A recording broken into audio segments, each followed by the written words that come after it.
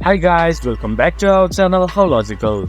Today in this video I'm going to show you how to log into your AIS Income Tax portal. To do so, follow some simple steps with me. First of all, go to your browser and your default search engine. Then search AIS Income Tax Login. Then go to the first result that shows up or go to www.irs.gov/payment/your-online account. Then press sign in to your online account. Then again click to sign in with existing account. Once the page loads up, enter your email address. Then enter your password.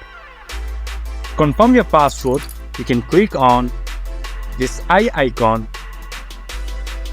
Once you have entered your login credentials, press sign in.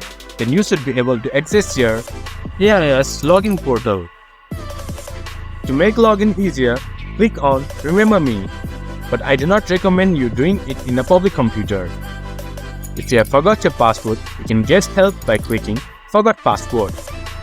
And if you are new to AIS Income Tax portal, you can create a new ID by clicking Create an ID.me account. This was for today's video. If you guys find our video helpful, please leave a like and comment. And do not forget to subscribe our channel and hit the bell icon. I'll see you guys again in our next video. Thank you.